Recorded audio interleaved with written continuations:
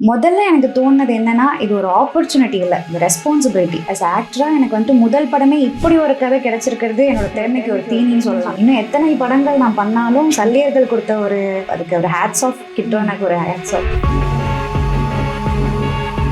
குறைகள் சொல்லுவாங்களோன்ற ஒரு பயம் வரும். நம்ம படத்துல போய் பண்றோம், ஒரு கேரக்டர் பண்றோம், அதுவும் இல்லாம உண்மை கதையை பண்றோம் அப்படின்னு இருக்கும்போது இந்த படம் பண்ணும்போது எனக்கு ஒரு 20-21 வயசு தான் இருக்கும். தமிழர்களோட வரலாறு எத்தனை இடத்துல மறைக்கப்பட்டு இருக்கு, இன்டென்ஷனாவே நிறைய இடத்துல வந்துட்டு இதை அவாய்ட் பண்றாங்க. இதுக்கப்புறம் நம்ம நிக்கணும். சிங்கத்தீவு இங்க இருந்து ஒரு 15 கிலோமீட்டர் தான். கூடியா இருந்தது தமிழர்கள். 3 வருஷமா காத்திருந்தோம் இந்த படத்துக்காக. இதோட நம்ம கெரியர் முடிஞ்சிருமா, எப்படி சப்போர்ட் எப்படி இருக்க போகுது, தமிழ் பெண்கள் வந்தா எவ்வளவு சப்போர்ட் இருக்குன்னு பாத்தீங்களா அப்படிங்கிற மாதிரிதான் எனக்கு ஒரு தமிழ் பொண்ணுடா ஆத்திரம் இருக்கும்ல. அதுக்காகவே இந்த மாதிரிலாம் படம்லாம் நான் பண்றேன்டா. நாம் தமிழர் உறவுகளும் நிறைய தமிழ் ஆர்வலர்கள், பொலிட்டீஷியன், சினி செலிபிரிட்டிஸ் இவங்கெல்லாம் பேசும் பொருளா ஆக்குனதுக்கு அப்புறம் அந்த படம் கருணாஸ் சார் அவங்க நடிச்ச அந்த வளவா தலையை மட்டும் குனிஞ்சிராதரா அந்த சீன் பண்ணும்போது அதை நான் நேர்ல பார்த்தேன். ஒரு டாக்டரா, ஒரு எக்ஸ்பீரியன்ஸ் டாக்டர் என்னென்ன பண்ணும், ஸ்வீச்சர்ஸ்ல இருந்து ஏபிசி ப்ரொசீஜர், நம்ம ஃபர்ஸ்ட் போராளி வந்தோடனே அந்த இது இருக்கட்டும். ஒரு தடவை கூட நான் மூஞ்சி கழுவுனது இல்லை. எங்களோட மேக்கப் ஆர்டிஸ்ட் வந்து ரொம்ப ஃப்ரீயா இருப்பாங்க. அவங்க கையில ஒரே ஒரு ஸ்ப்ரே பாட்டில் மட்டும் தான் இருக்கும். அடிக்கடி என் ஃபேஸ்ல நான் வேர்வையெல்லாம் தொடச்சிட்டேன் அப்படின்னா வந்து அடிக்கிறதுக்கு. தனிப்பட்ட இந்த ரீசன்ல அந்த சமயத்துல நான் வந்து என்ன பண்ணிருப்பேன் அதெல்லாம் இப்ப சொல்லணும்னா, உள்ள போயிட்டோம்னா நாங்க அந்த ஷார்ட்டை எடுத்துட்டு தான் வெளில வரணும். அதுக்கப்புறம் திரும்பி உள்ள போறது ரொம்ப கஷ்டம். 10 நிமிஷம் ஷார்ட் முடிச்சுட்டு நாங்க வெளில வந்துருவோம். ஏன்னா ஆக்சிஜன் இருக்காது எங்களுக்கு. Wheezing problem. மருத்துவர் போராளி அப்படிங்கிற ஒரு டயலாக். மருத்துவ பிரிவுன்னு ஒண்ணு இருந்திருக்கிறத பத்தி யாருமே பேசல, நம்மள்கிட்ட யாருமே தெரிவிக்கவே இல்லை.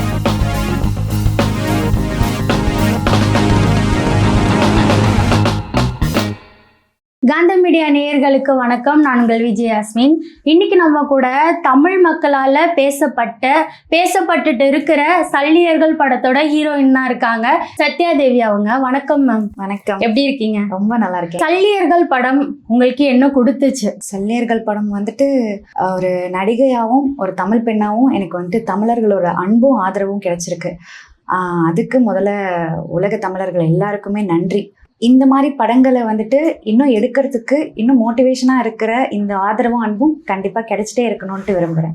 நீங்க படம் எடுக்கும் போதும் ஒரு ஃபீல் பண்ணிருப்பீங்க, ஒரு விஷயம் யோசிச்சிருப்பீங்க படம் எடுத்துட்டு இருக்கும் போது. ஏன்னா அந்த மாதிரியான உண்மையான கதை நடிக்கும் போது ஒரு விஷயம் யோசிச்சிருப்பீங்க, படம் ரிலீஸ் ஆனதுக்கு அப்புறமா ஒரு விஷயம் யோசிச்சிருப்பீங்க. அப்படி யோசிச்ச ஒரு விஷயம் அப்படின்னா என்னது? இல்ல, படம் பண்ணும்போது எனக்கு ஒரு 20-21 வயசு தான் இருக்கும். ஏன்னா அந்த சமயத்துல எனக்கு வந்துட்டு இந்த விஷயங்களோட புரிதல் வந்துட்டு எப்படி இருக்கும்னா, நம்ம ஸ்கூல் டைம்ல நியூஸ்ல பார்த்திருப்போம், இந்த மாதிரி போர் நடந்துட்டு இருக்கு, ஈழத்தமிழர்கள் இவ்வளவு கஷ்டப்பட்டுட்டு இருக்காங்க, இந்த மாதிரி விஷயங்கள் மூலியமா தான் எனக்கு தெரியும். அந்த அளவுக்கு தான் எனக்கு அந்த சமயத்துல புரிதல் இருந்தது. இது ஒரு கிளாரிட்டியான ஒரு கைடன்ஸ் இயக்குனர் கிட்ட அவங்க கொடுத்ததுனாலதான் இவ்வளவு அழகா நேர்த்தியா அந்த நந்தினிங்கிற கேரக்டர் வந்திருக்குன்னு சொல்லலாம். அதுக்கப்புறம் எனக்கு வந்த புரிதல் வந்துட்டு எப்படி சொல்றது, ஒரு ஞானம்னு வேண்டாம் சொல்லலாம். ஏன்னா இந்த மாதிரி தமிழர்களோட வரலாறு எத்தனை இடத்துல மறைக்கப்பட்டு இருக்கு, இன்டென்ஷனாவே நிறைய இடத்துல வந்துட்டு இதை அவாய்ட் பண்றாங்க அப்படிங்கிற சில விஷயங்கள் அதுக்கப்புறம் புரிய வந்தது. இதுக்கப்புறம் நம்ம நிக்கணும் அதுக்காக அப்படிங்கிற ஒரு விஷயம் ரொம்ப ஆழமா இருக்கு.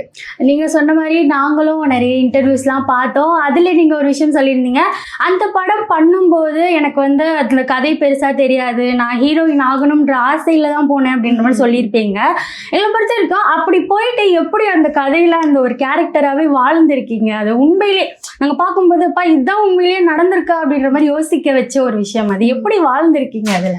அதான் ஆரம்ப காலத்துல வந்துட்டு அண்ணன் கதை சொல்லும் போது நந்தினிங்கிற கதாபாத்திரத்தை தான் எனக்கு சொல்லியிருந்தாங்க, ஒரு கேரக்டர் ஸ்கெட்ச்னு சொல்லுவாங்க, அப்படிதான் சொல்லியிருந்தாங்க. அதே மாதிரி மகேந்திரனும் நானும் சேர்ந்து தான் கதை கேட்டோம். அந்த சமயத்துல பார்த்தா நந்தினிங்கிற கதாபாத்திரம் எப்படி இருக்கணும், அதை எப்படி அவங்க வந்துட்டு பண்ணியிருக்காங்க அப்படிங்கிறது மட்டும்தான் எனக்கு தெரிஞ்சது. மக்களோட ஆதரவு இருக்குல்ல. அதுக்கப்புறம் நான் டப்பிங் பண்ணும் போதும் ஒரு சீன் அவங்க எடுக்கும் போது அங்க அந்த சல்லியர்கள் டெக்னீஷியன்ஸ் எல்லாருமே ஒரு ஆர்ப்பாட்டம் பண்ணுவாங்களே இந்த சீன் முடிஞ்சதுக்கு அப்புறம், அது மூலியமா தான் சரி இது இவ்வளவு மீனிங்ஃபுல்லா இருக்கு அப்படின்னு சொல்லிட்டு ரொம்ப உணர்வு பூர்வமா ஒரு சீன் பண்ணினதுக்கு அப்புறம் அதுக்குள்ள உணர்வு பூர்வமா உள்ள போன மாதிரி இருந்தது. அந்த ஃபீல் உங்களுக்கு எப்படி இருந்துச்சு? ஏன்னா நம்ம வந்து ஒரு ஆசையில ஒரு விஷயம் பண்ணோம், அது வந்து இவ்வளவு பெரிய விஷயம் அதுல இருக்கா அப்படின்னு பார்க்கும்போது நிஜமாவே இது லக்கி தான் அப்படின்னு நினைச்சீங்களா, இல்ல இதுக்கப்புறமும் நம்ம லைஃப் இருக்கு அப்படின்னு நினைச்சீங்களா? இல்ல கண்டிப்பா இந்த என்னோட ஒரு ஆக்டரா எனக்கு வந்துட்டு முதல் படமே இப்படி ஒரு கதை கிடைச்சிருக்கிறது என்னோட திறமைக்கு ஒரு தீனின்னு சொல்லலாம். ஏன்னா இந்த மாதிரி படங்கள் எடுத்து செய்யறதுக்கும் இந்த மாதிரி கதையில நம்ம நடிக்கிறதுக்கும் வந்துட்டு வெறும் ஆக்டரா மட்டும் இருக்கக்கூடாது. அந்த உணர்வு உண்மையாவே புரிஞ்சுக்கணும். பிசிக்கலாவும் மென்டலாவும் அந்த டாக்டரா நம்ம கதாபாத்திரம் மாறுறதுக்கு, போராளியா மாறுறதுக்கு ஏகப்பட்ட பயிற்சிகள் இருக்கும்.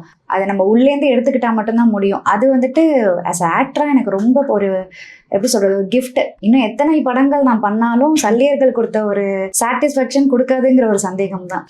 எங்களுக்கு என்ன டவுட்னா, ஒரு 10-15 படம் கொடுத்தவங்க கூட இந்த அளவுக்கு அது உள்வாங்கி பண்ணிருப்பாங்களா?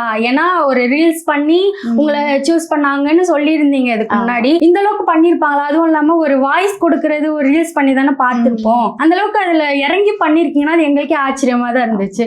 அந்த ஃபீல் உங்களுக்கு எப்படி இருந்துச்சு? முதல்ல நன்றி. நீங்க ஏன்னா இந்த அளவுக்கு அதை பார்த்து இதை வந்துட்டு நீங்க என்ன இது பண்றது எனக்கு ரொம்ப மோட்டிவேஷனா இருக்கு. ஏன்னா நம்மளுக்கே தெரியும் இப்போ வந்துட்டு சோஷியல் மீடியாங்கிறது ஒரு பெரிய பிளாட்ஃபார்ம். அது எல்லா விதமான டேலண்ட்ஸுக்கும் அதான் நம்ம யூஸ் பண்றோம். ஸ்டார்டிங்ல அது வெறும் டேலண்ட்டுக்கு ஷோ பண்ற மாதிரி இருந்தது. இப்போ அதுக்கு கொஞ்சம் கொஞ்சமா லைக்ஸ் வியூஸ்ன்னு அது மாதிரி மாறிடுச்சு. ஆனா நான் இந்த சோஷியல் மீடியாக்குள்ள வந்ததே என்னோட ஒரு டேலண்ட்டுக்கு ஒரு பிளாட்ஃபார்மா. ஏன்னா நம்ம ஸ்கூல் டைம்ஸ்ல நிறைய விஷயங்கள் பண்ணியிருப்போம். அதுக்கப்புறம் அதுக்கான ஒரு எந்த ஒரு பிளாட்ஃபார்முமே கிடைக்காதுங்கும் போது நான் யூஸ் பண்ணியிருந்தேன். அதுலேயுமே என்னோட சப்ஜெக்ட்ஸ் எல்லாமே எப்படி இருக்கும்னா கொஞ்சம் பெர்ஃபார்மன்ஸ் ஓரியன்டாக தான் இருக்கும். சும்மா வந்தோம் பாட்டு பண்ணோம் போனோம் அந்த மாதிரி இல்லாமல் அப்பையிலேருந்தே அண்ணன் சூஸ் பண்ணும்போது நான் பண்ணிட்டு இருந்ததும் அந்த மாதிரி தான் இருக்கும். ஏதாவது ஒரு அண்டர் ரேட்டட் சீன்ஸ் எடுத்து பண்ணுறது அந்த மாதிரி தான் பண்ணிட்டு இருந்தேன். அதே மாதிரி நான் என்ன நினைச்சேனோ அந்த மாதிரி ஒரு கதாபாத்திரமே எனக்கு வந்திருக்கு அப்படிங்கிறதான் அதுக்கு ஒரு ஹேட்ஸ் ஆஃப் கிட்டும். எனக்கு ஒரு ஹேட்ஸ் ஆஃப். இப்போ ஒரு படம் வந்துச்சுன்னா அந்த படத்துல மக்கள் மனசுல ஒரு கேரக்டர் இடம் பிடிச்சிச்சுன்னா, இப்போ நந்தினின்ற கேரக்டர் மக்கள் மனசுல இடம் பிடிச்சிச்சுன்னா அதை தாண்டி வேற ஒரு கேரக்டருக்கு அவங்க உடனே சேஞ்ச் ஆக மாட்டாங்க. நந்தினியை வந்து ஒரு ஹோம்லி கேர்ள் லுக்ல அந்த மாதிரியான ஒரு ஃபேஸ் கட்லாம் வந்துச்சுன்னா மக்கள் அதை ஈஸியா அக்செப்ட் பண்ண மாட்டாங்களா? அதை வந்து நீங்க அடுத்த ஒரு கேரக்டர் பண்ணீங்க அப்படின்னா அது மக்கள் மனசுல எப்படி கொண்டு போய் சேர்க்கணும்னு நினைப்பீங்க? சத்யாவே என்கிட்ட இந்த கேள்வி கேட்டீங்க அப்படின்னா நான் வந்துட்டு இந்த மாதிரி கதைகள் இன்னும் பண்ணிட்டே இருக்கணும் அப்படின்ற ஏன்னா எதெல்லாம் வந்துட்டு நம்மள தமிழர்கள் அப்படிங்கிற ஒரே ஒரு தமிழரோட வரலாறு சொல்ற கதை, நம்ம மண் சார்ந்த கதை அப்படிங்கறதுனாலே இதை ரிஜெக்ட் பண்றாங்க நிறைய இடத்துல. இந்த ரிஜெக்ஷன் ஃபேஸ் பண்ணும்போது சத்யாவா எனக்கு ஒரு எப்படி சொல்றது, ஒரு ஆத்திரம் இருக்கும்ல, அதுக்காகவே இந்த மாதிரிலாம் படம்லாம் நான் பண்றேன்டா அப்படிங்கிற மாதிரி எனக்கு தோணும். ஆஸ் ஆக்டரா கேட்டீங்க அப்படின்னா எனக்கு எல்லா விதமான ஜானரையும் தோணணும்னு தான் ஆசை. ஒரு ஆக்டர் என்னென்ன பண்ணணும் அப்படிங்கிறது இருக்குல்ல, அந்த மாதிரி எல்லா விதமான ஜானரையும் எனக்கு தோணும். முக்கியமா வந்துட்டு தமிழ் சினிமால தமிழர்களால எடுக்கப்படுற படமும், தமிழ் மண் சார்ந்த கதைகளும், தமிழ் நடிகர்களால வர வேண்டிய படங்களும் வரணும். அதுக்கு ஒரு ஆக்டரா நான் என்னென்ன பண்ணுமோ அதெல்லாம் பண்ணேன். நீங்க இதுக்கப்புறம் சூஸ் பண்றதும் அந்த மாதிரியான ஒரு கதையில தான் எடுப்பீங்க படங்கள்? கண்டிப்பா. ஏன்னா இப்பயுமே வந்துட்டு சல்லியர்கள், கோழிப்பண்ணை செல்லதுரை இந்த 2 படங்கள் பண்ணதுக்கு அப்புறமும் எனக்கு வர அப்ரோச்சஸ் எல்லாமே நம்ம மண் சார்ந்த கதைகள் தான் இருக்கு. அது இந்த நிறத்தாலையா இருக்கலாம், இல்ல தமிழ் பெண்ணுங்கிறதாலையா இருக்கலாம், இல்ல ஆக்டிங்கா கூட இருக்கலாம். ஆனா அந்த மாதிரி கதைகள்லயும் என் பெர்ஃபார்மன்ஸ் எவ்வளவு இருக்கு, வந்தோம் போனோம்னு இல்லாம ஒரு பெர்ஃபார்மன்ஸ் ஓரியன்டா அடுத்தவங்க பார்க்கும்போது இந்த ஒரு கதாபாத்திரம் ஒருத்தவங்க பண்ணியிருந்தாங்களே அது மனசுல இன்னும் அப்படியே நிக்குது அப்படிங்கிற மாதிரி ரோலுக்கு வெயிட் பண்ணிட்டு இருக்கு. இன்னொரு விஷயம், நீங்க சோசியல் மீடியால நோட் பண்ணீங்களா, உங்களுக்கும் சரி உங்க மொழிக்கும் சரி சில ஃபேன்ஸே உருவாகி இருக்காங்க. தமிழ் பொண்ணு போட்டதுக்காக நாங்க பெருமைப்படுறோம், எங்க வீட்டு பொண்ணா நினைச்சு அந்த மாதிரியான கமெண்ட்ஸ்ல வரும்ல, அதெல்லாம் பார்த்து உங்களுக்கு என்ன ஃபீல் ஆச்சு? இந்த நம்ம படத்தை ரிஜெக்ட் பண்ணாங்கல்ல, தியேட்டருக்கள்ல திரையரங்குகளை வரவே கூடாது, அது என்ன காரணம்னு எனக்கு தெரியல. ஏன்னா அதுக்கு பின்னாடி ஏகப்பட்ட அரசியல் இருக்கு. அதனால அவங்களுக்கெல்லாம் இது வந்துட்டு ஒரு எப்படி சொல்றது, ஒரு ரிவெஞ்ச், ஒரு பாத்தீங்களா எங்க தமிழ் பெண்கள் வந்தா எவ்வளவு சப்போர்ட் இருக்குன்னு பாத்தீங்களா அப்படிங்கிற மாதிரிதான் எனக்கு ஒரு சாட்டிஸ்பாக்சன் இருக்கு. ஏன்னா என்னால ஒரு எப்படி சொல்றது, ஒரு இந்த மாதிரி படங்கள் பண்ணும்போது ஒரு ஆக்டரா நம்மளுக்கு ஒரு பயம் இருக்கும். இதுக்கப்புறம் வர படங்கள் இந்த மாதிரியே வருமா, இல்ல இதோட நம்ம கெரியர் முடிஞ்சிருமா, எப்படி சப்போர்ட் எப்படி இருக்க போகுது அப்படிங்கிற மாதிரி இருந்துச்சு. அது நம்ம OTT + தளத்துல வந்ததுக்கு அப்புறமே எனக்கு தெரிஞ்சிருச்சு. ஏன்னா நாங்க 3 வருஷமா காத்திருந்தோம் அந்த படத்துக்காக. ஒரு தடவையும் அந்த ரிஜெக்ஷன் ஃபேஸ் பண்ணும் போதும் நாங்க எங்களுக்கு சொல்லிக்கிட்ட ஆறுதல் ஏதோ ஒன்று பெருசா இருக்கு அப்படிங்கிற ஆறுதல் தான் இருந்துச்சு. அது தளத்துல ரிலீஸ் ஆனதுக்கு அப்புறமும் இப்ப நேத்து தூத்துக்குடியில நாங்க திரையரங்குல நேரா போய் பார்க்கும் போதும் கிடைச்ச அன்பு ஒரு பேரன்பு தான். உங்களுக்கு இப்போ இந்த தமிழ் பெண்ன்றதுனாலயே நிறைய குறைகள் சொல்லுவாங்களோன்ற ஒரு பயம் வரும். நம்ம படத்துல போய் பண்றோம், ஒரு கேரக்டர் பண்றோம், அதுவும் இல்லாம உண்மை கதையை பண்றோம் அப்படின்னு இருக்கும்போது எங்க நம்ம பண்றது பண்றதுக்கு ஏதாச்சும் குறை சொல்லிடுவாங்களோ, அப்படி ஏதாச்சும் குறைகள் ஃபேஸ் பண்ணிருக்கீங்களா படம் ரிலீஸ் ஆனதுக்கு அப்புறமா பண்ணும்போது? இல்ல இது வரைக்குமே இல்ல. ஏன்னா அதுதான் எனக்கு ஆச்சரியமா இருக்கு. நம்ம தமிழ் பெண்களை வந்து ஏத்துக்கவே மாட்டாங்க நம்ம நினைச்சிட்டு இருக்கோம். நம்ம தமிழ் சினிமால வந்துட்டு இப்படி வெளி மாநிலத்திலேருந்து வர நடிகைகளுக்கு தான் இங்கே சப்போர்ட் அதிகம், அந்த மாதிரி ஆட்களை தான் நம்ம பார்க்க விரும்புகிறோம்னு நம்ம தமிழ் சினிமா டியூன் பண்ணப்பட்டிருக்கு மக்களை, ஆடியன்ஸ் அப்படின்னு நான் நினச்சிட்டு இருந்தேன். அது வந்துட்டு சல்லியர்கள் படம் உடச்சி எரிஞ்சிருச்சு. அப்படிலாம் இல்லை, தமிழ் பெண்களுக்கு நாங்கள் வந்துட்டு பெரிய வரவேற்பே காத்துட்ருக்கு, முன் வந்து நீங்கள் வந்தீங்கன்னா நாங்கள் செம்ம ஆதரவு கொடுக்க காத்துட்ருக்கோம் அப்படிங்கிற மாதிரி தான் இருந்தது இந்த இது. நீங்கள் இந்த கதையை சொன்ன உடனே கேட்ட உடனே ஃபர்ஸ்ட்டு உங்களுக்கு என்ன ஃபீல் ஆச்சு? இந்த கதையை நம்ம எப்படி சூஸ் பண்ணலாம் அப்படின்னு ஏதாச்சும் ஒன்று தோணி இருக்கோம்ல, அது என்ன தோணுச்சு ஃபர்ஸ்ட்? முதல்ல கிட்டு அண்ணனுடைய மேதகுணா படம் பார்த்துருந்தேன். எனக்கு அதனாலேயே அவங்களோட ஸ்டைல் ஆஃப் அந்த சினிமா மூலியமா அவங்க சமூகத்துக்கு சொல்ற விஷயம்னு ஒண்ணு இருக்குல்ல, சினிமாவை தாண்டி திரைப்படங்கள் திரையரங்குக்கு மட்டும் இல்ல, சமூகத்துக்கு ஒரு விஷயம் கொடுக்கணுங்கிற மாதிரி சில விஷயம் இருக்குல்ல, அதுவே எனக்கு ஃபர்ஸ்ட் இம்ப்ரெஷன். அதுக்கப்புறம் அண்ணன் வந்துட்டு நீ இந்த படத்துல நடிக்க போறேன்னு சொல்லும் போது நம்ம எப்படி இல்ல நான் கதை தெரியணும்னா எனக்கு அப்படிலாம் நம்ம எப்படி சொல்லுவோம். அதுக்கப்புறம் கதை தெரிஞ்சது. முதல்ல எனக்கு தோணுனது என்னன்னா, இது ஒரு ஆப்பர்ச்சுனிட்டி இல்லை, இந்த ரெஸ்பான்சிபிலிட்டி. ஆக்டரா மட்டும் பார்க்காம நம்ம ஒரு விஷயத்தை கொடுக்க போறோம், அதுல ஒரு வரலாற்று கதையில ஒரு வரலாற்று பதிவுல நம்ம ஒரு பங்கா இருக்க போறோங்கிறதான் ஃபர்ஸ்ட் தோணுச்சு. அதுக்கப்புறம் தான் இது எல்லாமே ஸ்டார்ட் ஆனிச்சு. இன்னொரு விஷயம், ஒரு ஹீரோயினா நீங்க பண்ணியிருக்கும் போது, ஒரு முதுகெலும்பா நீங்க அந்த கதையை பண்ணியிருக்கும் போது உங்களுக்கு இருந்த ஒரு பெரிய எக்ஸ்பெக்டேஷன், நம்ம படம் தியேட்டர்ல வரும்போது எப்படி இருக்கும், அதை நம்ம பார்த்தா எப்படி ஃபீல் பண்ணுவோம் அப்படின்ற ஒரு மைண்ட் செட் இருந்திருக்கும்ல. வரல அப்படின்னு சொன்னப்போ நீங்க என்ன ஃபீல் பண்ணீங்க? இல்ல வருத்தம் தான். ஏன்னா இது வந்துட்டு நேத்து எடுத்துட்டு இன்னைக்கு வேண்டான்னு சொன்ன படம் இல்ல, இது நாங்க எடுத்து 3 வருஷம் ஆயிடுச்சு. இந்த சல்லியர்கள்ங்கிற படம் எடுத்து 3 வருஷம் ஆயிடுச்சு. காத்திருந்து ஏதோ ஒரு பெரிய வெற்றி பார்க்க போறோங்கிற ஒரு ஏக்கம், தாகம் அந்த மாதிரி தான் இருந்துட்டே இருந்தது. கடைசியில பார்த்தா கிட்டக்க வந்துட்டு நம்ம ரிலீஸ் பண்ண போறோம், தியேட்டர்ல வரப்போகுதுன்னு எல்லாரும் ஆர்வத்தோட இருக்கும்போது திரும்பியும் தியேட்டருக்கு வரப்போறது இல்லை அப்படின்னு தெரிஞ்ச உடனே ரொம்ப மன கஷ்டமா இருந்தது. கிட்டோன்னெல்லாம் வந்துட்டு காலை அட்டன் பண்ணல, யார் கால் அட்டன் பண்ணல, ரொம்ப வருத்தமாயிடுச்சு அவங்களுக்கு. அதுக்கப்புறம் அந்த ஓடிடி பிளஸ் தளத்துல வந்ததுனால நாங்க ரொம்ப இதா இருந்தோம். ஆனாலுமே அந்த ஏக்கம் ஒண்ணு இருக்கும்ல, நம்ம நடிச்சிருக்கோம் ஒரு படத்துல, அதுவும் நம்ம வரலாற்று படம், அது திரையரங்களை பார்க்க முடியலையே, நம்ம தமிழர்கள் எல்லாம் சேர்ந்து கொண்டாட முடியலையே அந்த படத்தை அப்படின்னு இருந்துச்சு. அதை தூத்துக்குடியில வந்துட்டு நாம் தமிழர் உறவுகளும் நிறைய தமிழ் ஆர்வலர்கள், பொலிட்டீஷியன், சினி செலிபிரிட்டிஸ் இவங்கெல்லாம் பேசும் பொருளா ஆக்கினதுக்கு அப்புறம் அந்த படம் தூத்துக்குடியில கிளியோபாட்ரா தியேட்டர்ல நேற்று ரிலீஸ் ஆனிச்சு. அப்பதான் எனக்கு தெரிஞ்சுது, பாப்பா செம்மையா கொண்டாடுறாங்க, இப்படி ஒரு படத்தை வந்துட்டு ஏன் தியேட்டர்ல கொண்டு வரல அப்படின்னு இருந்தது. என்னதான் வருத்தம் இருந்தாலும் இப்போ ஓடிடி பிளஸ்ல வந்ததுக்கு அப்புறமா இப்போ கிடைக்கிற வரவேற்பு அப்போ கிடைச்சிருக்குமான்னு நீங்க நினைச்சிருக்கீங்களா? இல்ல இது அப்படி என்னால யோசிக்க முடியல. ஏன்னா இந்த அன்பு வந்து திகைச்சு நிக்கிறேன்னா, இப்ப எதையுமே என்னால யோசிக்கவே முடியல. ஏன்னா ஓடிடி பிளஸ் தளத்துல வந்திருந்தாலும் அது கொடுத்த ஒரு ஆன்லைன்ல எனக்கு வர அந்த பதிவுகள், அதுல எனக்கு கிடைக்கிற சப்போர்ட்ஸ் எல்லாமே வந்துட்டு, என்னதான் நம்ம வீட்டுல தனித்தனியா உட்காந்து இந்த படத்தை பார்த்தாலும் அந்த ஆதரவு எல்லாம் ஒன்னா சேர்ந்து வருது இல்ல, அதுவே எனக்கு பெரிய ஒரு பலமா இருந்துச்சு. மேலும் இந்த கதைகளை மாதிரி நிறைய சூஸ் பண்ணி நம்ம பண்ணணும் அப்படிங்கிற மாதிரி ஒரு இருந்தது. தியேட்டர்ல வரலன்னா என்னடா இப்ப பாருங்க, வரலன்னா கூட நாங்க இருப்போம் பாருங்க, நான் வந்து காட்டுறேன் வர அப்படின்னு யோசிக்க வச்ச அந்த ஒரு விஷயம். இன்னொரு விஷயம், நீங்க வந்து இப்போ ரீல்ஸ் பண்ணிருக்கீங்க இல்லையா, ரீல்ஸ் பண்ணிருக்கீங்க, ஒரு நிறைய படங்கள் பார்த்திருப்பீங்க. ரீல்ஸ்ல இருந்து ஒரு ரியல் ஸ்டோரியை எடுத்து பண்ணும்போது உங்களுக்கு ஒரு பயம் வரலையா? இல்ல பயம் கதை ரீதியா கேக்குறீங்களா இல்ல சத்யாதேவியா கேக்குறீங்க? எனக்கு இல்ல, ஏன்னு எனக்கு தெரியல. மேபி நம்ம ஸ்கூல் காலேஜ் அந்த மாதிரி சமயத்துலேருந்தே நான் வந்துட்டு ஸ்டேஜ் ஏறி நிறைய பெர்ஃபார்மன்ஸ் பண்ணியிருக்கேன்.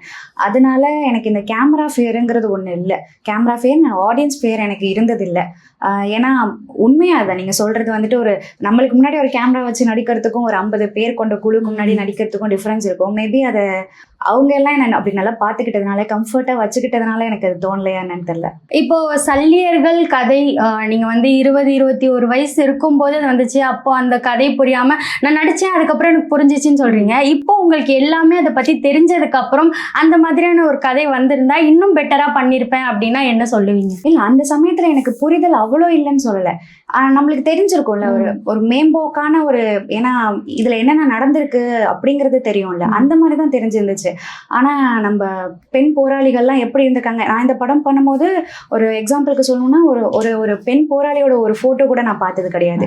இந்த படத்துக்காக ரெஃபரன்ஸ்க்கு நான் எதுவுமே எடுத்துக்கிட்டே கிடையாது. கிட்டு அண்ணனோட கிளாரிட்டியான கைடன்ஸ் மட்டும் தான் எனக்கு இருந்தது. ஏன்னா ஒரு ஆக்டரா நான் வந்துட்டு ஒரு ஹோம்ஒர்க் பண்ணணும்னா சில விஷயங்கள் ரெஃபரன்ஸை நான் எடுத்து அதுக்கு பண்ணணும். ஆனால் அந்த மாதிரி எதுவுமே இல்லை.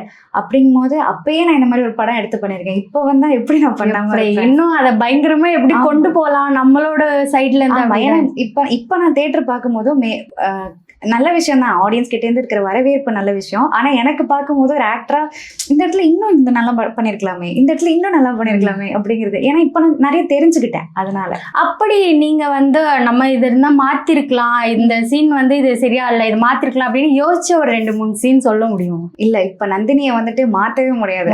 நந்தினியோட கதாபாத்திரம் அப்படி நந்தினியா தூக்கி சாப்பிட்டுடுச்சு எல்லாரும். இதுக்கப்புறம் ஒரு ஆக்டரா நான் சும்மா யோசிக்கலாம், ஏன்னா அந்த இடத்துல நான் ஆக்டரா இன்புட் கொடுக்கணும்ல. ஆனா உண்மையாவே வாழ்ந்த ஒருத்தவங்களோட ஒரு பயோபிக்னு கூட சொல்லலாம். அப்படி இருக்கிறவங்களோட கொடுக்கும் போது நம்மளாம் இன்புட் எதையும் கொடுக்க முடியாது. அவங்கள உண்மையாவே நம்ம பிரதிபலிச்சாதான் அது யாருக்கு போய் சேரணுமோ அவங்களோட கனெக்ட் ஆகும் அப்படிங்கிறது புரிஞ்சுது. இப்போ நாங்கெல்லாம் சல்லியர்கள் படம் பார்க்கும்போது எங்களுக்கு அதுல இருந்து ஒரு சில சீன்ஸ்லாம் வந்து ரொம்ப இன்ஸ்பைரிங்கா இருந்துச்சு.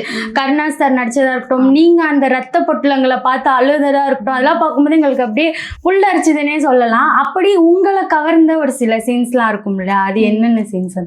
ஏன்னா இந்த படத்துல வந்து தவிர்க்க வேண்டிய ஒரு சீனு இல்ல அன்னெசரியா வந்திருக்கு, ஒரு என்டர்டைன்மெண்ட்காக வந்திருக்குன்னு எந்த சீனுமே இருக்காது.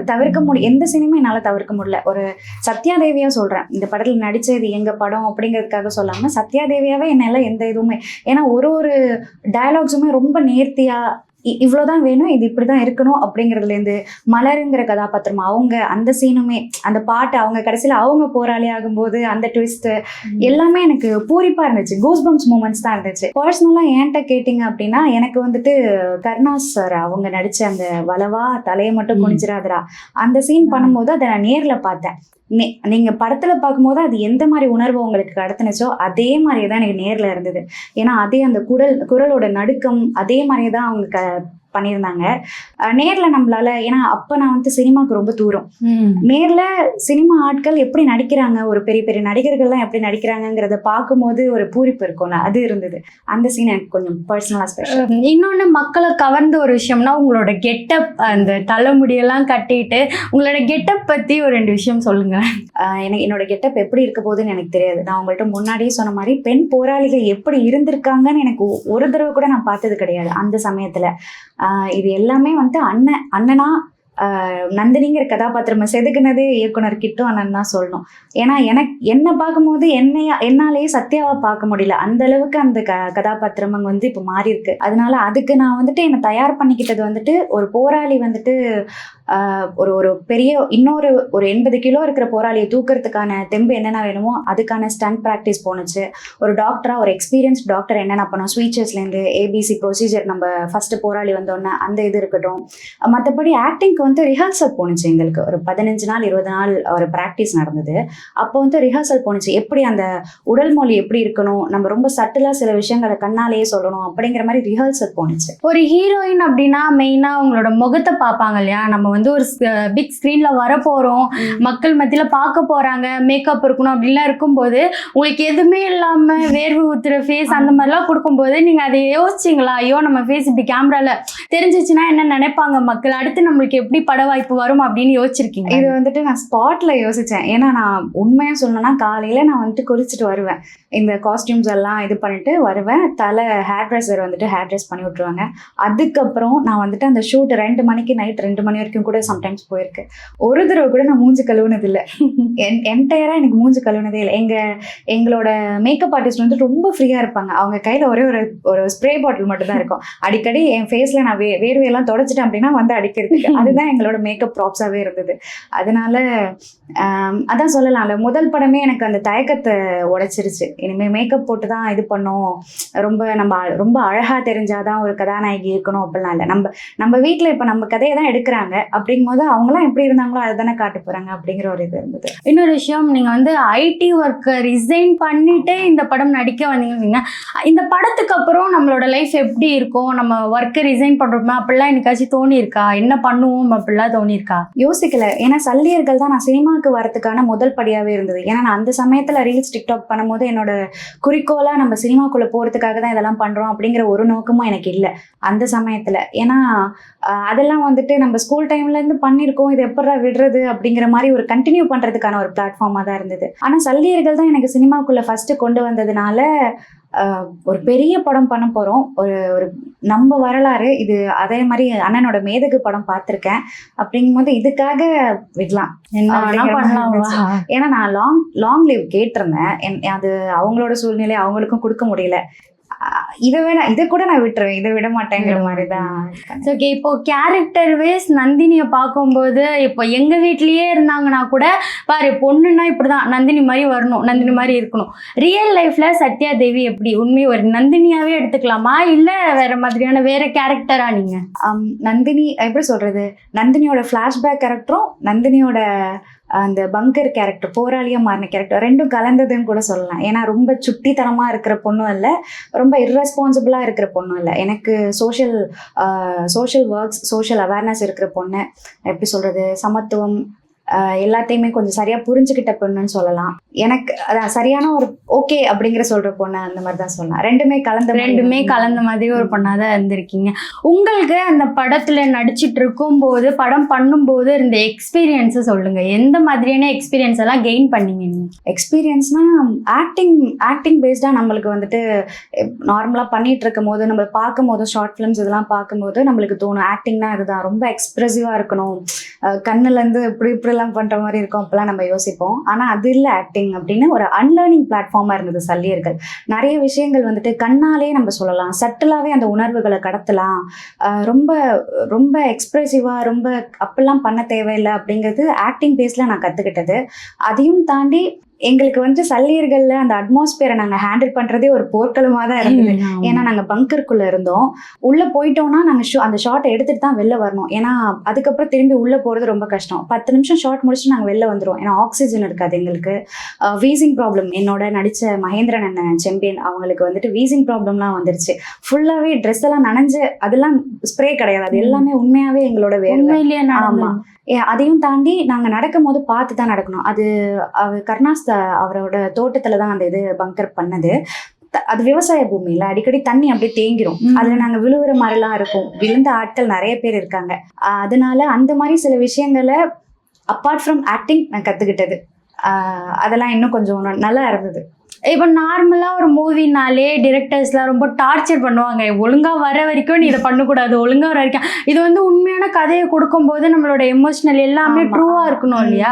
அந்த டைமில் டிரெக்டர் உங்ககிட்ட கடுமையாக நடந்துக்கிட்ட விஷயங்கள்லாம் இருக்கா? எனக்கு இல்லை, அதுதான் எனக்கு வியப்பா இருக்கு. இது வரைக்கும் டேரக்டர் அண்ணா வந்துட்டு இந்த சல்லேரிகள் படம் கதை சொன்ன ஸ்டார்டிங்லேருந்து இப்போ வரைக்கும் ஒரு அண்ணனா எனக்கு இருக்கிறாங்க. உடன்பிறவா ஒரு அண்ணனா எப்போதுமே தலையில எப்படி அடிச்சு சுட்டி பொண்ணு அப்படிங்கிற மாதிரி பண்றது, அந்த மாதிரி ஒரு அண்ணனா தான் இருக்கிறாங்க எனக்கு. சப்போஸ் சில விஷயங்கள், ஏன்னா நான் வந்துட்டு என்னோட பாடி லாங்குவேஜ் வந்துட்டு நம்ம கேஷுவலா இருக்கும்போது இந்த ஆடுறது இப்படிலாம் இருப்போம்ல, ஆனா நான் வந்துட்டு ஒரு போராளியா இருக்கும் போது எப்போதுமே இப்படி இருக்கணும் அப்படிங்கும்போது சம்டைம்ஸ் அப்படியே இப்படி லூஸ் ஆயிட்டேன் அப்படின்னா சத்யா அப்படிவாங்க அங்கேருந்து. அந்த மாதிரி எதையுமே ரொம்ப ஹார்ஷாலாம் எனக்கு சொல்ல. மேபி ஒரு 20 வயசு பொண்ணு தானே, அவளுக்கு நம்ம இது பண்றோம், இந்த விஷயத்தெல்லாம் புரிய வைக்கிறது கஷ்டங்கிற மாதிரி என்ன அப்படியே ஹேண்டில் பண்ணாங்களான்னு தெரியல. இப்போ வரைக்கும் அப்படியே தான் இருக்கு. இப்போ அந்த அளவுக்கு நீங்க எந்த அளவுக்கு நடிச்சிருந்தீங்கன்னா அவங்க அந்த அளவுக்கு ஸ்மூத்தா போயிருப்பாங்கன்னு பாருங்களேன். அப்போ நீங்க வந்து நிஜமாவே சத்யா தேவியா இருக்கும்போது ஒரு சுட்டி பெண்ணா, ஒரு மாதிரியான ஃபன்னா, ஒரு போல்டு காலா, இந்த மாதிரி தானே போல்டு காலா தானே இருந்திருப்பீங்க. படம் போய் பண்ணும்போது அது வந்து ஒரு ஃபேஸ்ல சிரிப்புன்றதே ரேரா தான் வரணும் அப்படின்றப்ப அது எப்படி மெயின்டைன் பண்ணீங்க அந்த ஒரு விஷயத்த? இல்ல, அது வந்துட்டு எனக்கு மேபி நம்ம ஆக்டிங்குள்ள வந்துட்டோம் அப்படிங்கறதுனாலயே தெரியாது. அண்ணனே ஒரு தடவை இப்போ என்னோட கூட ஒர்க் பண்ண அசிஸ்டன்ட் டைரக்டர்ஸ் எல்லாருமே வேந்திருக்காங்க. நான் நல்லா சிரிச்சுட்டு இப்படியே நிற்பேன், டக்குன்னு ஆக்ஷன்னு சொன்னோன்னே மூஞ்சி இப்படி ஆயிடும், அந்த போராளியோட மூஞ்சி வந்துடும். அது அவங்களே பார்த்து வேந்திருக்காங்க, எப்படி கேமரா ஆன் ஆன மட்டும் இந்த பொண்ணு எப்படி அப்படி ஆயிடுது அப்படின்னு சொல்லியிருக்காங்க. தெரியல, அது இயல்பா வந்திருக்கு. மக்கள் படையில முக்கியமான ஒரு பிரிவுனா அது மருத்துவ பிரிவு. அது எந்த அளவுக்கு நீங்க தெரிஞ்சு பண்ணீங்க, எதெல்லாம் அதுல இருந்து கத்துக்கிட்டீங்க? இல்ல, இப்போ நிறைய இப்போ யங் ஜென்ரேஷனுக்கு எப்படி இருக்கோ அந்த மாதிரிதான் அப்ப எனக்கு இருந்தது. நம்மளுக்கு போர் தெரியும், போராளிகள் தெரியும், அதுல எத்தனை பேர் உயிரிழந்திருக்காங்க தெரியும். இந்த மாதிரி நம்ம தமிழர்களுக்கு இப்படிலாம் நடந்திருக்குங்கிறது நம்மளுக்கு நம்மளுக்கு எல்லாருக்குமே தெரியும். ஆனா இதுல மருத்துவ பிரிவுன்னு ஒண்ணு இருந்திருக்கிறத பத்தி யாருமே பேசல, நம்மள்கிட்ட யாருமே தெரிவிக்கவே இல்லை. ஆனா அது எவ்வளவு பெரிய பிரிவு இல்ல. நம்ம போராளிகளை எல்லாமே காப்பாத்தி அவங்களும் ஒரு போராளியா அந்த இடத்துலயே இருந்திருக்காங்க. ஏன்னா அந்த பங்கருக்கு உள்ள இருக்கும் போது ஒரு பெண்ணா மட்டும் இல்லாம அவங்க போராளியாவும் இருக்கணும், மருத்துவராகவும் இருக்கணும். நம்மள எதிரி ராணுவம் வந்துட்டு நிராயுதபாணியா நம்ம கிட்ட வந்து நின்னாலும் நம்மள அவனை காப்பாத்துற இடத்துல இருக்கும் அப்படிங்கிற விஷயம்லாம் வந்துட்டு ரொம்ப இயல்பாவே அந்த இடத்துல இருந்திருக்கு. அப்படிங்கும் போது அது அந்த மாதிரி விஷயங்கள் தான் இருக்கும். இப்போ தமிழ் பெண்ணை தான் சூஸ் பண்ணணும் அப்படின்னு சூஸ் பண்ணாங்களா இந்த கேரக்டருக்கு? ஏன்னா இப்போ தமிழ் படங்கள்லயே தமிழ் பெண்களை வைக்கிறது ரொம்ப கஷ்டம். அப்படி இருக்கும்போது உங்களை சூஸ் பண்ணதுக்கான காரணம் என்ன? ரொம்ப யதார்த்தமான கேள்வி இது. நம்ம ஆனா இந்த அளவுல இந்த மாதிரி கேள்விகள் எழுப்புற இடத்துல தமிழ் சினிமா வந்துருச்சுன்னு தான் ரொம்ப வருத்தமா இருக்கு. ஏன்னா தமிழ் சினிமால தமிழ் பெண்கள் இல்லாம வேற யார் இருக்கணும் அப்படிங்கிற மாதிரி இருக்குல்ல. ஆனா அண்ணன் கிட்ட அந்த கேள்வி கேட்டீங்கன்னா ரொம்ப சட்டலா தமிழ் படம் அதனால தமிழ் அப்படின்னு சொல்லியிருப்பாங்க. அந்த மாதிரிதான் இருக்கு. இந்த கேள்விகளை கேட்கும் போதே எப்படி எந்த இடத்துல நம்ம இருக்கோம், தமிழ் சினிமால நம்மளால இருக்க முடியல அப்படிங்கிற ஒரு வருத்தம். இப்போ உங்களை ஒரு ரீல்ஸை பார்த்து என்ன சூஸ் பண்ணாருன்னு சொல்லியிருந்தீங்க. அது என்ன ரீல்ஸ்ன்னு எங்களுக்கு காட்ட முடியுமா? இல்ல அப்படியெல்லாம் தனிப்பட்ட எந்த ரீல்ஸும் இல்ல. அந்த சமயத்துல நான் வந்துட்டு என்ன பண்ணிருப்பேன் அதெல்லாம் இப்ப சொல்லணும்னா எனக்கு தெரிஞ்சு நீங்க ஒரு விஷயம் பார்த்து, ஏன்னா இந்த ஒரு ட்ரூ ஸ்டோரி சொல்ற படத்துக்கு எப்படிலாம் தேர்ந்தெடுப்பாங்கன்றது எங்களுக்கு தெரியும். நீங்க அப்ப எந்த அளவுக்கு ஒரு ரீல்ஸை பண்ணிருந்தீங்கன்னா உங்களை சூஸ் பண்ணிருப்பாருன்னு எங்களுக்கு தெரிஞ்சுக்க ஆர்வமா இல்ல. நான் வந்துட்டு சாங்ஸ் அந்த மாதிரிலாம் அதிகமா அந்த சமயத்துல சாங் பண்றது அந்த மாதிரிலாம் பண்ண மாட்டேன். ஏதாவது ஒரு பெரிய ஒரு லெங்க்தி டயலாக்ஸ்லாம் பருத்திவரன்ல அவங்க பண்ணிருப்பாங்களே பெரிய இயல்பான கதாபாத்திரம், அதை எடுத்து நான் டப்பிங் பண்ணுவேன். அப்படியே ஃபுல்லா ஒரு கட்டு இல்லாம அப்படியே ஃபுல்லா பண்றது. அது இல்லாம அண்ணன் வந்துட்டு என்ன ஓகே பண்ணதுக்கு காரணம் வந்து ஒரு சின்ன ஆடிஷன் எங்களுக்கு நடந்தது. இந்த கதை சொல்றதுக்கு முன்னாடி இந்த கதையில இந்த படத்துல வந்துட்டு ஒரு லைன் வரும். என்னோட ஒரு தோழி தமிழ் அப்படிங்கிற ஒரு பொண்ணு கிட்ட சொல்லியிருப்பேன், மருத்துவர் போராளி அப்படிங்கிற ஒரு டயலாக். அந்த டயலாக் வந்துட்டு ஒரு சின்ன ஆடிஷன் மாதிரி எங்களுக்கு போனுச்சு. எங்க இயக்குனர் கேட்டாங்க, இந்த மாதிரி வந்துட்டு நீ டாக்டர் ஆக போறியா போராளி ஆக போறியா அப்படின்னு சொன்னேன். டாக்டர் போராளி அப்படின்னு அண்ணனை பார்த்து சொன்னதுல அவங்களுக்கு அந்த ஐல இருக்கிற பவர் பிடிச்சிருந்தது அப்படிங்கிறது நிறைய இடத்துல பதிவு பண்ணியிருந்தாங்க. அதுதான் எனக்கு வியப்பா இருக்கு. அந்த ஒரு டயலாக்ல அவர் என்ன பார்த்தாரு நம்மள்ட்ட அப்படிங்கிற மாதிரி. இந்த சல்லியர்கள் படம் அப்படின்றது மருத்துவ பிரிவுன்றது ஒரு பாட் மட்டும்தான். எவ்வளோ நடந்திருக்கு, அது ஒரு சின்ன பாட். இதுக்கப்புறமா நிறைய பாட்டு எடுப்பாங்களா? அதுல நீங்க ஹீரோயினா இதே போல வர வாய்ப்புகள் இருக்கா? நான் ஹீரோயினா வருவேனான்னு எனக்கு தெரியாது. ஏன்னா அது வந்துட்டு ஒரு இயக்குனர்களை பொறுத்து இருக்கு. மேபி இந்த படம் வந்துட்டு இப்போ தமிழர்கள் இவ்வளோ ஆதரவு கொடுத்துருக்காங்கும் போது கண்டிப்பா இந்த மாதிரி தமிழ் படங்கள், தமிழ் வரலாறு, தமிழ் மண் சார்ந்த கதைகளும் இந்த மாதிரி வரப்போகுதுங்கிறது இப்போ ஒரு நம்பிக்கை எனக்கு ஒரு பெரிய பலமாவே இருக்கு. அதுல நான் இருந்தாலும் எனக்கு சந்தோஷம்தான். என்ன மாதிரி இன்னொரு பெண் இந்த மாதிரி ஒரு நல்ல டேலண்டோட இதுக்காக வெயிட் பண்ணுவாங்களா, அந்த மாதிரி பெண் இருந்தாலும் எனக்கு சந்தோஷம் தான். சல்லியல்கள் படம் சார்ந்து நிறைய விஷயங்களை ரொம்ப நேரமா டைம் ஒதுக்கி எங்களுக்காக பேசினதுக்கு நன்றி. நன்றி.